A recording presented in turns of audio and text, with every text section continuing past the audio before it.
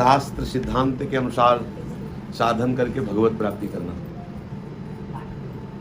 और एक होता है आचार्य कृपा से प्रभु की लीला में सम्मिलित होना, केवल भगवत प्राप्ति करना नहीं। जो हमारे श्री श्यामा श्याम का नवनिवृत्त निकुंज का एकांतिक विहार है, जो श्रीमद चतुरासी जी, श्रीमद 42 लीला जी, वृंदावन दास चाचा जी महाराज की और वाणियाँ, हरिराम व्यास जी, स्वामी श्री हरिदास जी, श्री हरिव्यास देवाचार्य जी महावाणी में गायन किया। इन महापुरुषों ने जो ये रस की एकांतिक अवधि, भजन की अवधि है, मतलब इसके आगे भजन रस की अवधि, इसके आगे कोई रस नहीं। इस भजन की अवधि, रस की अवधि कोई साधना से नहीं प्राप्त कर सकता। जैसे शास्त्रीय सिद्धांतों से साधना करके भगवत प्राप्ति का, मोक्ष पद प्राप्ति तक का उपाय है, लेकिन प्रियालाल के नवनिवृत्त निकुंज के प्रेम रस में कोई पहुंच जाए, इसके लिए संभाव्योपि विरंचि नारद शिव स्वयं भुवाद्यैर्न यह माने जो संभाव्य माने संभावना, जो संभाव, जैसे एक गरीब आदमी संभावना भी नहीं कर सकता राष्ट्रपति की सैया पे शयन करने का, ऐसे ही संभाव्योपि विरंचि नारद शिव स्वयं भुवाद्यैर्न इस महाप्रेम रस विलास की संभावना भी नहीं कर सकते। कौन? विरंचि नारद शिव, ब्रह्मा जी, भगवान शिव और नारद। दूसरे श्लोक में कहते हैं यह नारदादेश सुकैर अगम्यम, अगम्य माने जहां इनकी पहुंच ही नहीं है। ये बड़े बड़े महापुरुष जन ब्रज में जब हमारे प्रियालाल अवतरित हुए तो प्रभु की कृपा से कुछ लीलाएं देख पाए। जैसे श्री ब्रह्मा जी सखाओं के साथ भोजन पाते हुए ठाकुर की बाल लीला का, श्री भगवान महादेव जी रास में गोपियों के साथ गोपी वेश धारण करके गोपीश्वर बन करके रास तक आनंद लेना। लेकिन नवनिवृत्त निकुंज में श्री प्यारी जी और प्यारे जी की परमाशक्ति प्रेममयी लीला में कहीं कोई लीला वर्णन कर रहा हो तो बताना। पूरे शास्त्रों में जो ध्रुवदास जी ने वर्णन किया, जो स्वामी श्री हरिदास जी ने वर्णन किया, जो रसिक शिरोमणि रसिका अवतार श्री महाप्रभु हरिवंश चंद्र जी, आप देखो लो, वो लीलाएं कहीं आपको नहीं मिलेंगी। तो इस नवनिवृत्त निकुंज के एकांतिक रस का अन्य कोई साधन नहीं है। इस रस की प्राप्ति का एक ही उपाय है, केवल कृपा।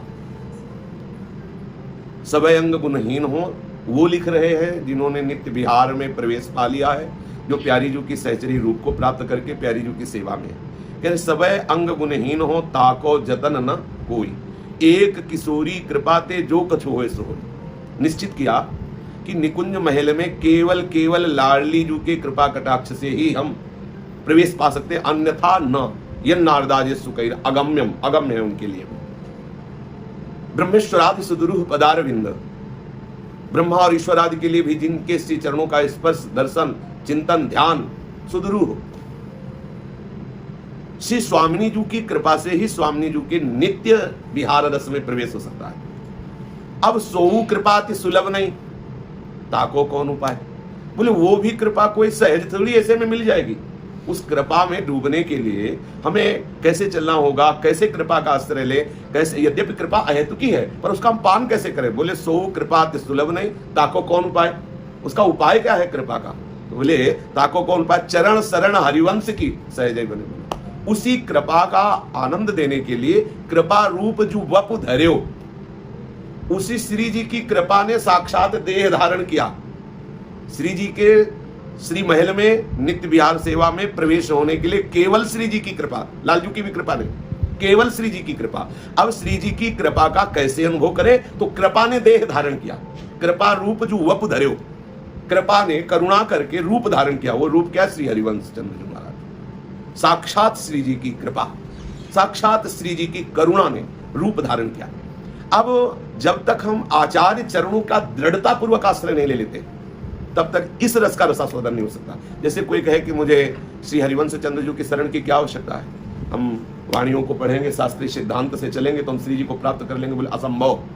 शंकर जी जैसी ध्यान स्थिति, ब्रह्मा जी जैसी चतुरता, नारद जी जैसी भक्ति तुम कर ही नहीं सकते। वो ईश्वर है, ईश्वर कोटि के। जब उनकी पहुंच नहीं तो तुम्हारी भक्ति, तुम्हारी साधना क्या होगी? तो क्या करें, कैसे मिले? बोले बस बच्चा बन जाओ, इनके बच्चा बन जाओ। जैसे पिता की संपत्ति का अधिकारी पुत्र हो जाता है, ऐसे आचार्य के आनंद वैभव का अधिकारी शरणागत हो जाता है। तो जितने शरणागत हरिवंश महाप्रभु के हैं उनको एक ठसक रखनी चाहिए कि हम श्री हितजू के हैं, हम हितजू के कृपा प्रसाद से, उनकी चरण शरण से हम श्री जी के सेवा में पहुंच जाएंगे, हम श्री जी का साक्षात्कार कर लेंगे, हम श्री जी के नित्य विहार रस को प्राप्त कर लेंगे हरिवंश महाप्रभु की कृपा से।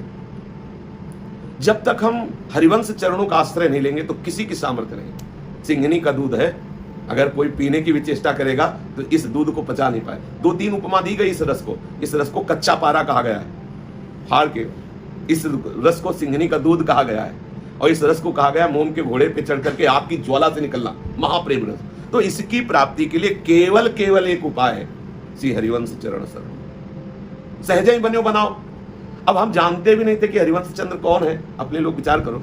सहज ही बने बनाओ। हमारी श्री स्वामिनी जी की कृपा कटाक्ष ऐसे चुन के लाई संसार समुद्र से कि आचार्य चरणों का आश्रय दे दिया। आचार्य चरणों से ही हमें श्री जी की प्राप्ति होगी, ऐसी ठसक रखे, ऐसा हृदय में दृढ़ विश्वास कर ले कि मेरे हरिवंश चंद्र जो है ना, जैसे बच्चा कोई भी नौकरी ना करता हो, कोई भी मेहनत ना करता हो, कुछ भी ना करता हो, पर समय से अच्छा कपड़ा उसको पहनने को मिलेगा क्योंकि वो रईस का लड़का है। वो अपनी इज्जत के लिए अपने बिल्कुल काम ना करने वाले लड़के को अपनी पोजीशन में रखेगा, अच्छा भोजन देगा, अच्छी व्यवस्था देगा, यद्यपि भले वो असंतुष्ट रहे अंदर से, यार एक भी बात नहीं मानता, कुछ नहीं करता, पर पोजीशन उसकी वही होगी जो उस रईस की होगी। ऐसे ही हम वैसे निकम्मे लोग हैं कि हम उस कोटि की साधना, उस कोटि का समर्पण, उस कोटि की भजन शैली नहीं है, पर हम हैं उन्हीं के। तो उनके होने के नाते से, हरिवंश नाते से हमें लाडली लाल मिलेंगे। श्री नागरीदास जी ने लिखा है कि श्री हरिवंश शरण जे आए, श्री वृषभानु कुंवरी नंद नंदन निज कर अपनी चिट्ठी चढ़ाए। श्री लाडली और लालजू अपने निकुंज के रजिस्टर में उसका नाम लिख लेते हैं जो हरिवंश शरणागत हो गया। अब शरणागति 3 प्रकार से होती है। एक होती है वचन की शरणागति, मैं हरिवंश के चरण शरण में हूं। एक होती क्रिया की शरणागति, अब मुझे वही करना जो हरिवंश शरणागत कर रहे, जो हरिवंश शरणागत कर गए, हमें वही करना है। हरिवंश शरणागत का क्या है?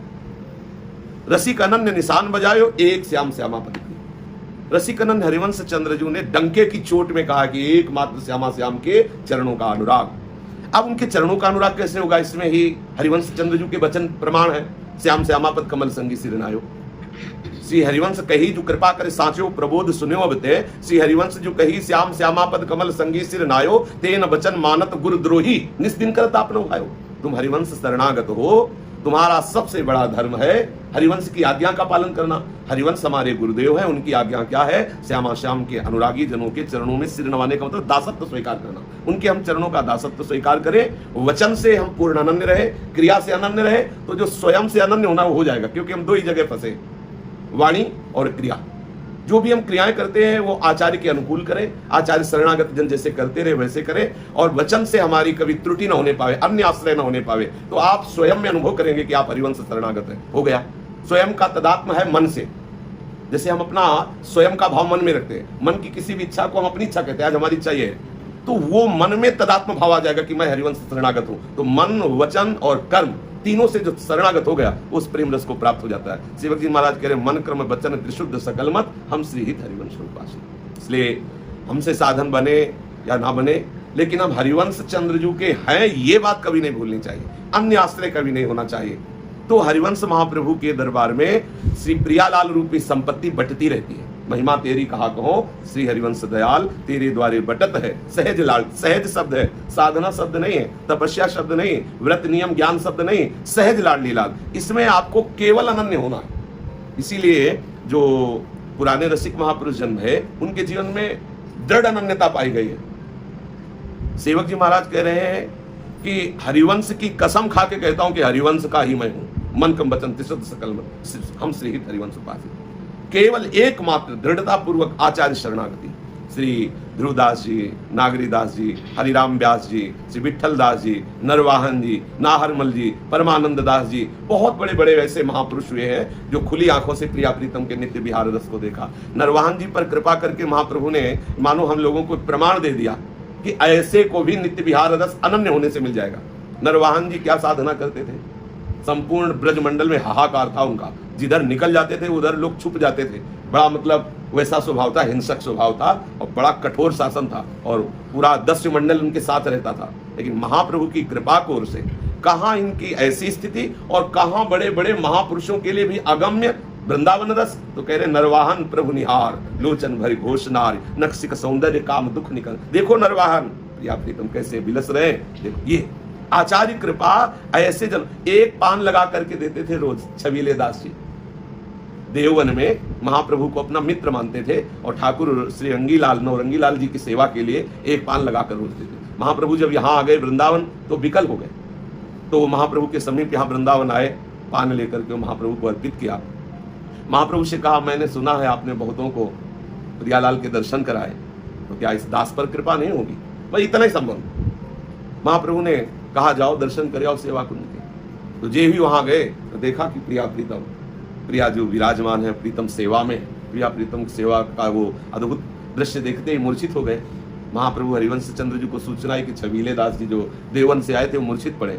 गए, समझ गए प्रियालाल की कृपा हो गई। मस्तक में ऐसे हाथ सहलाया तो आंख खुले। बोले यहाँ रहना चाहते हो कि सेवा में? तो बोले अब हम यहाँ ले रहना चाहते हैं, अब तो सेवा में। वही सेवा जो यहाँ सेवा में कर रहे थे वही सेवा उनको वहां मिली, श्री प्रियालाल को पान बीड़ी अर्पित करने के लिए। तो आचार्य कृपा से अत्यंत दुर्लभ रस सहज में प्राप्त हो जाता है, पर इसमें अनन्य भावना होनी चाहिए, निष्ठा। बिल्कुल प्राण चाहे निकल जाए।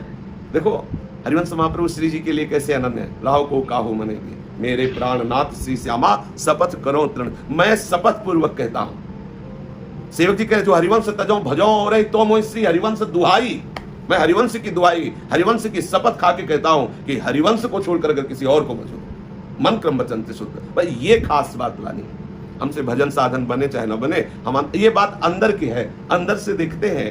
आचार्य गुरु इष्ट अंदर की बात देखते हैं। अगर आप अंदर से समर्पित हो, अब इस समर्पण में दो प्रकार की परीक्षाएं हो सकती हैं। एक तो आपको इतना विषय मिल सकता है जिससे आप ये भूल जाएं, या आपको इतनी विपत्ति आ सकती है जिससे आपको लगे कि मैं शरणागत हूं, बड़ी महिमा है तो बचा लेते, बड़ी महिमा है तो व्यवस्था कर लेते।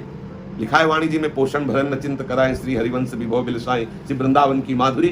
तो अगर आप अपनी निष्ठा पे बने रहे तो फिर प्रियालाल मिलना दुर्लभ नहीं, पक्का समझ लो। हरिवंश महाप्रभु का अवतार ही केवल प्रियालाल के प्रेम रस को अनाधिकारियों को देने के लिए हुआ है।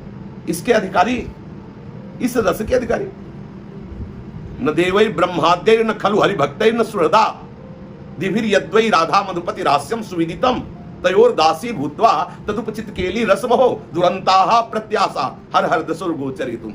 न देवै, न देवताओं की, न ब्रह्माद्यै, न खलु हरिभक्तै, न हरि के भक्तों की पहुंच है, ना श्री हरि के, श्री कृष्ण के सुहृदों की, मित्रों की, दासों की पहुंच है। ये वो अद्भुत रस है। श्री जी के दासी भाव, श्री जी के सहचरी भाव को प्राप्त करा करके महाप्रेम रस में सोचो, जहां लाडली लाल गलबैया दिए हुए वन विहार कर रहे हैं, जल विहार कर रहे हैं, रास कर रहे हैं, अद्भुत अद्भुत सैया विहार कर रहे हैं, प्रेम रस में डूबे हुए ललितादिक सहचरियों के साथ रसिकजन कुंज रंध्रों से त्रपित नमानत नैन कुंज रंध्र अवलोकितन, यह सुख कहत बनैन, यह जो कृपा हरिवंश की। श्री लालजू महाराज के सांवले चरणारविंद जब महादेव जी के ध्यान में आ जाते तो महादेव जी उन्मत्त होकर नृत्य करते हैं, ऐसा आनंद, उन्मत्त हो जाते हैं। अब सोचो लालजू जिन चरणों को अपने हृदय में धारण करते हैं, अगर उन प्रियाजू का दर्शन हो जाए तो क्या दशा होगी।